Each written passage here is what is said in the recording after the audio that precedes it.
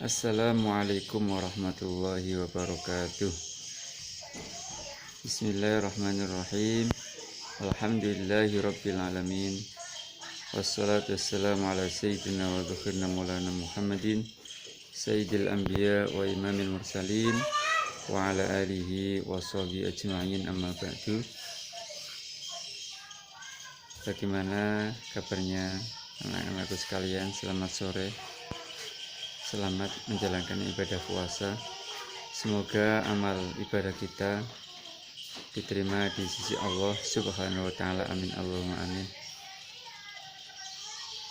Masih seputar tema hari ini, yaitu tauhid. Tadi disebutkan, diterangkan bahwa Allah mempunyai sifat wajib 20, sifat muhal 20. Yang pertama yaitu sifat wujud, dan setiap perkara yang wujud atau maujud atau ada pasti bisa dilihat. Setiap perkara yang wujud pasti bisa dilihat. Lalu pertanyaannya adalah, kenapa Allah nggak bisa dilihat di dunia?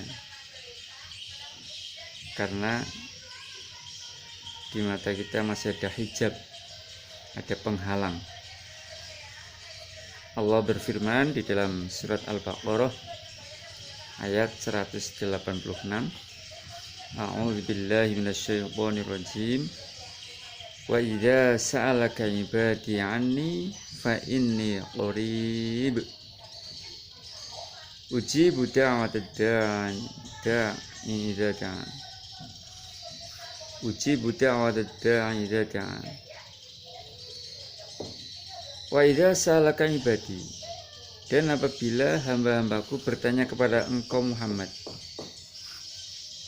Ani, tentang aku, fa inni qarib, maka jawablah bahwa aku ini sangat dekat. Qarib, sangat dekat. Sesuatu yang sangat dekat maka tidak bisa kita lihat. Coba kalian ambil buku, kemudian yang ada tulisannya, kemudian tulisan itu atau buku itu kamu tempelkan di tepat di depan mata sampean, seperti ini.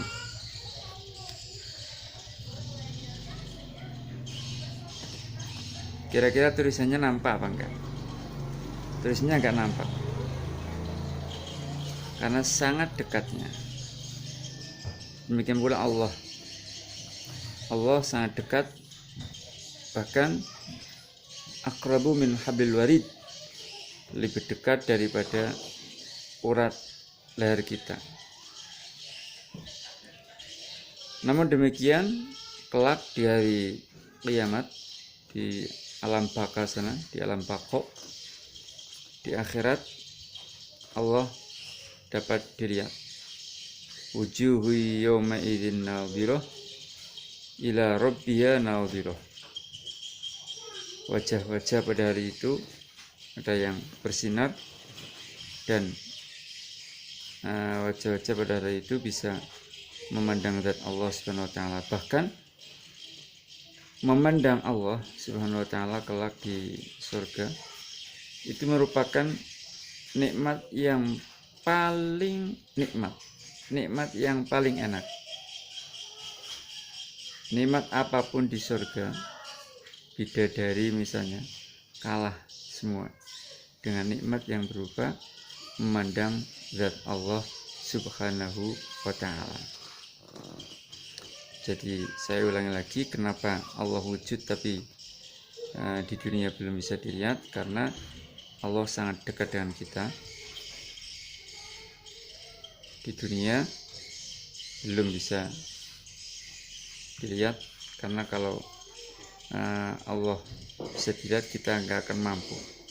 Nabi Musa alaihissalam pun nggak mampu ketika bermuajah meminta kepada Allah, bermunajat minta kepada Allah,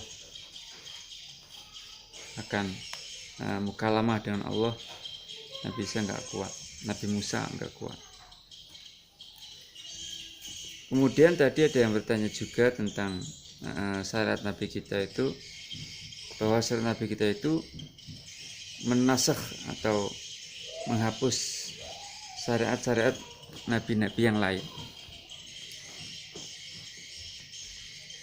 Ini kita harus bersyukur sekali menjadi umat Nabi Agung Muhammad SAW, di mana syariat Nabi Agung Muhammad SAW ini merupakan syariat yang sangat mengasihi sekali. Syariat Nabi kita ini sangat mudah, sahlan wa samhan, mudah, rahmah, dan kasih sayang sangat besar sekali kepada kita.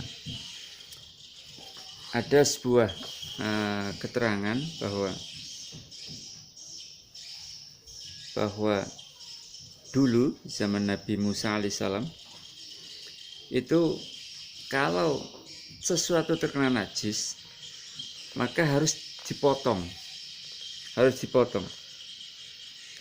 Fa idza asabat an-najasah thawba ahadihim fa innahu alaihi ayaqta'ahu. Ketika najis menyentuh atau mengenai baju salah satu di antara mereka, umat Nabi Musa, ini baju itu yang terkena najis itu harus dipotong. Untuk disucikan harus dipotong. Tapi cukup dalam syariat Nabi kita Agung Nabi Muhammad SAW, kalau baju kita, sarung kita terkena najis, cukup dicuci. Diterangkan dalam hadis Bukhari dalam bab kitab al-wudu, kitab al-wudu, bahwa cukup untuk mensucikan sesuatu yang terkena najis untuk dicuci. Kalau misalnya tubuh mereka, umat Nabi Musa alaihissalam ini, terkena air kencing, maka untuk mensucikannya, ya anggota yang terkena air kencing ini dipotong. Bayangkan coba kalau kita hidup pada masa mereka. Jadi kita harus bersyukur sekali menjadi umat Nabi Agung Muhammad SAW, di mana syariatnya ini menghapus syariat-syariat nabi-nabi sebelumnya.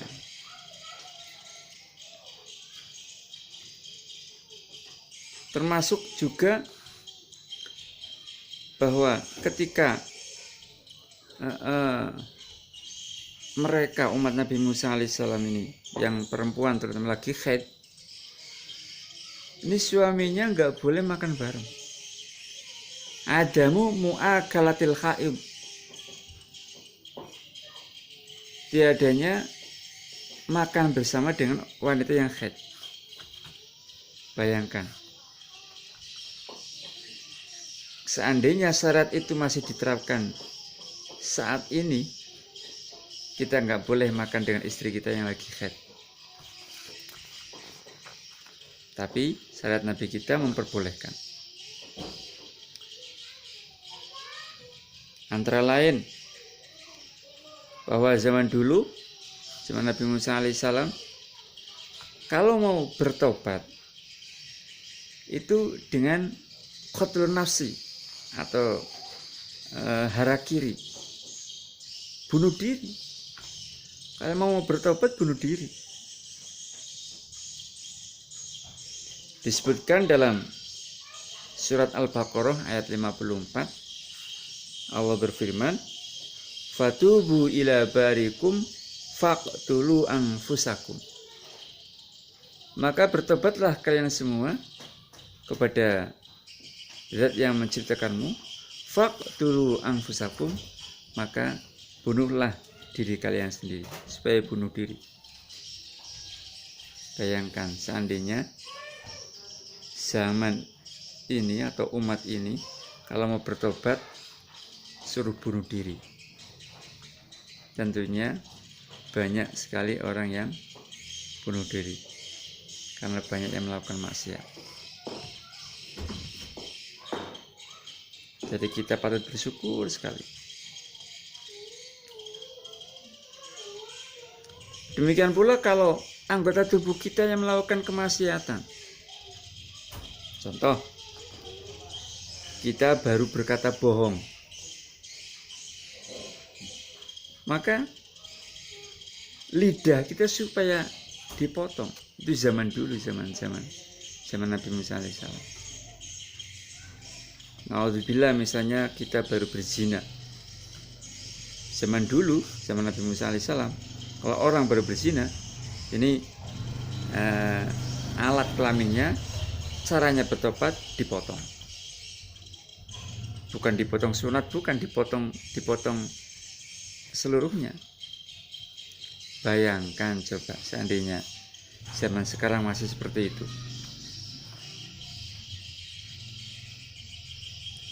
Misalnya mata kita baru melihat wanita lain, wanita ajnabiyah, mar'ah ajnabiyah, wanita yang bukan mahram.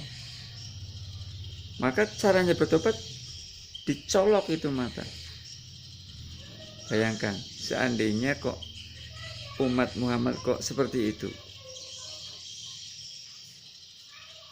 mata kita semua akan buta, karena setiap hari kita disodori kemaksiatan di depan kita.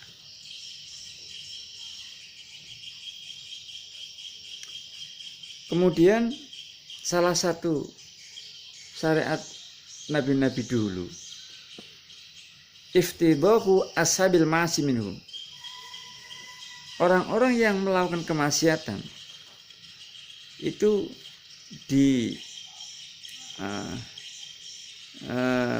bahasa Jawanya itu dioleh-olehno. Apa bahasa Indonesianya itu?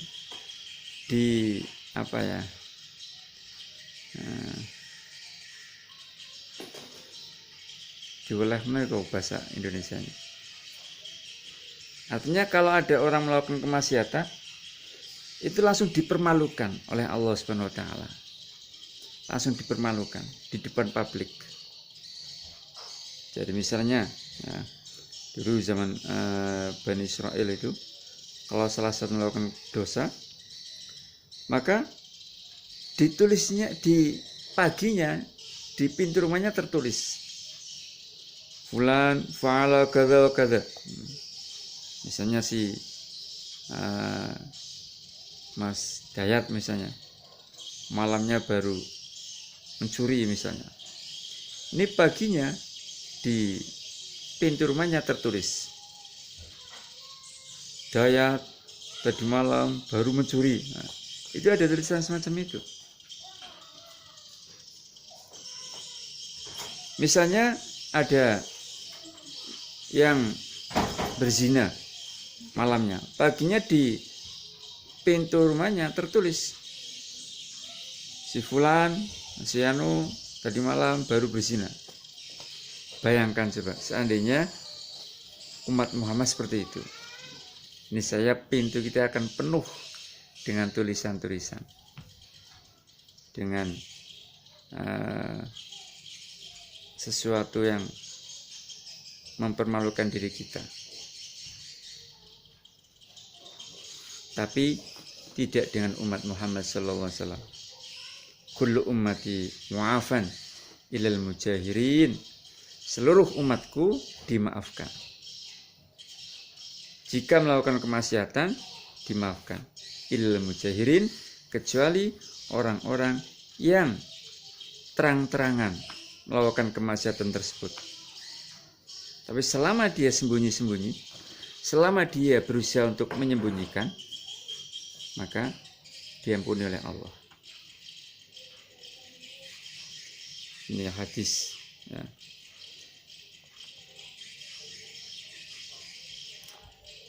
Zaman dulu juga ketika kita baru dalam hati baru tersirat dalam hati melakukan hal yang buruk, maka disiksa. Tapi tidak dengan umat Muhammad SAW. Selama apa yang ada dalam hati kita, maksud buruk yang ada dalam hati kita belum kita lakukan, maka diampuni.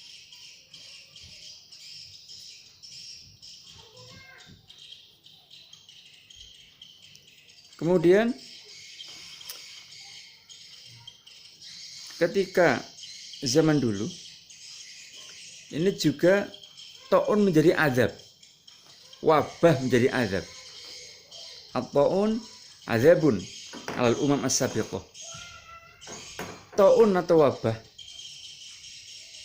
itu merupakan siksaan, azab bagi umat-umat dahulu. Waqad akhbarana sallallahu alaihi wasallam annahu kana rizsan wa adzaban ursila ala taifatin min bani Israil wa ghairihim. Dalam sebuah hadis di kitab Al-Mawaidil Laduniyah juz 2 halaman 721 disebutkan bahwa taun atau wabah itu merupakan najis, merupakan siksaan yang diutus oleh Allah untuk sekelompok dari Bani Israil dan yang lain dari umat-umat dahulu. Amma hadhil ummah fa innallah ja'alahu rahmatan bihim wa syahadatan lahu. Tapi kalau umat ini seandainya ada wabah, seandainya ada taun, maka taun ini bukan menjadi azab, tapi menjadi rahmat dan menjadi mati syahid. Jadi misalnya umat Muhammad terkena wabah, meninggal syahid. Tapi kalau zaman dahulu terkena wabah, azab itu, bukan syahid tapi azab. Oleh karena itu kita patut bersyukur sekali menjadi umat Nabi Muhammad SAW, umat yang paling baik karena nabinya adalah nabi yang paling baik. Cukup bagi kita menjadi umat yang paling baik, mempunyai nabi yang paling baik, untuk bersyukur kepada Allah Subhanahu wa taala, meninggalkan kemaksiatan, meninggalkan kemungkaran. Hadani Allah ayyakum ajma'in. Allahumma amin. Demikian, semoga bisa bermanfaat. Wassalamualaikum warahmatullahi wabarakatuh.